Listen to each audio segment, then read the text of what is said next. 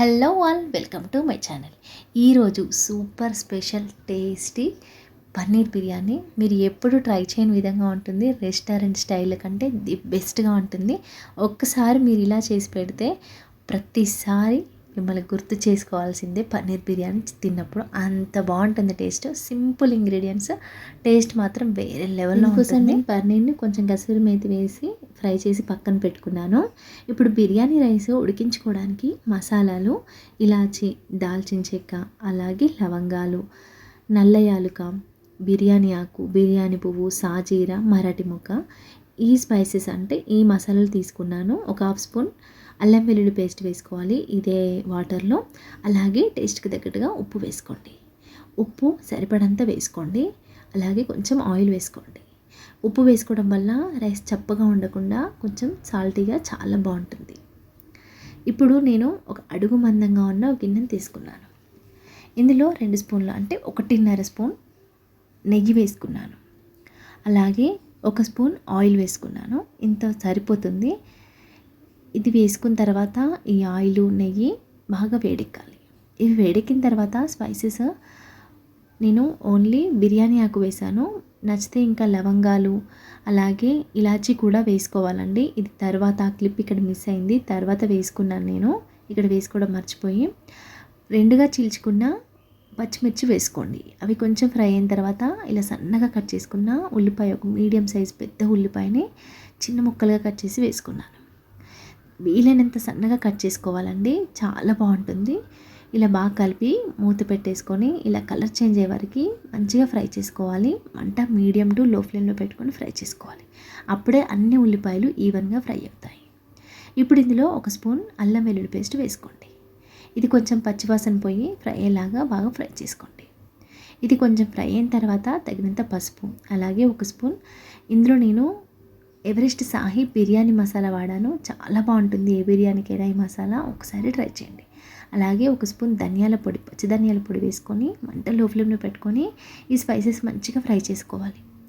ఇప్పుడు మీ టేస్ట్కి మీ ఎంత తినగలిగితే కారం అంత వేసుకోండి. అలాగే 1 స్పూను మీగడ వేసుకున్నాను. మీరు ఫ్రెష్ క్రీమ్ అయినా వాడుకోవచ్చు. నేను ఇంట్లో చేసుకున్న మీగడ వేసుకున్నాను.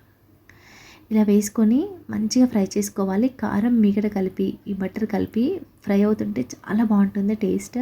అలాగే స్మెల్ కూడా బాగుంటుంది. కొంచెం కొత్తిమీర వేసి ఫ్రై అయిన తర్వాత ఇందులో 1 గిన్నె పెరుగు తీసుకున్నాను. ఎక్కడ గడ్డలుగా లేకుండా మంచిగా స్మూత్గా చేసుకొని వేసుకోవాలి. ఇలా పెరుగు వేసుకొని అంతా ఈవెన్గా కలుపుకోండి. ఇందులో వేసుకునే బటర్, మీగడ చాలా బాగుంటుందండి టేస్ట్. అస్సలు మిస్ అవ్వద్దు. నేను ఇక్కడ పెరుగు కూడా మీగడతో ఉన్న పెరుగు వేసుకున్నాను. ఇలా కొంచెం ఫ్రై అయిన తర్వాత 2 నిమిషాలు లో ఫ్లేమ్లోనే ఫ్రై చేసుకోవాలి. ఇదంతా 2 నిమిషాల తర్వాత ఇలా ముందుగా ఫ్రై చేసుకున్న పన్నీర్ ముక్కల్ని వేసుకోండి. వేసుకొని మూత పెట్టి ఒక 2 నిమిషాలు మంట లో ఫ్లేమ్లో పెట్టుకొని వదిలేయండి. అంతలోపు మనము ఈ నీళ్ళు బాగా మరుగుతున్నప్పుడు వేసుకోండి రైస్. ఇలా మరగడం వల్ల స్పైసెస్లో ఉన్న ఫ్లేవర్ అంతా వాటర్లోకి వచ్చి రైస్కి బాగా పడుతుంది.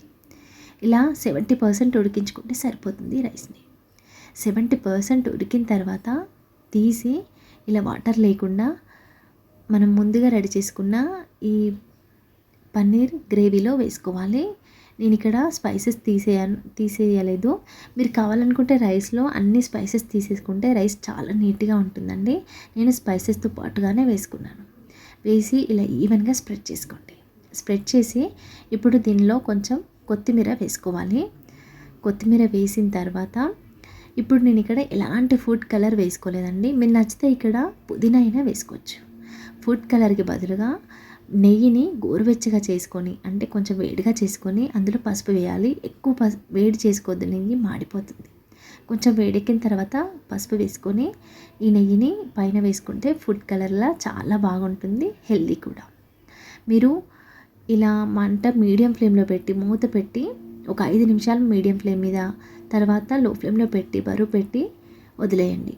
స్టవ్ ఆఫ్ చేసుకున్న తర్వాత ఓపెన్ చేసి చూడండి.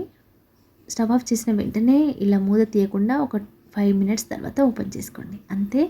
ఎంతో సింపుల్గా, టేస్టీగా, పర్ఫెక్ట్గా ఉండే పన్నీర్ బిర్యానీ అయితే రెడీ అయింది. మీకు నచ్చిందా?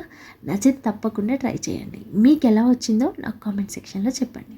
మరిన్ని టేస్టీ అండ్ హెల్దీ రెసిపీస్ కోసం ఛానల్ని సబ్స్క్రైబ్ చేసుకోవడం అస్సలు మర్చిపోవద్దు. ఈ రెసిపీ అయితే చాలా బాగుంటుందండి. ఒకసారి చేసి పెట్టండి. మీ ఇంట్లో వాళ్ళు చాలా ఇష్టంగా తింటారు. మంచి కాంప్లిమెంట్ కూడా ఇస్తారు. Thank you for watching. Please subscribe my channel. Thank you.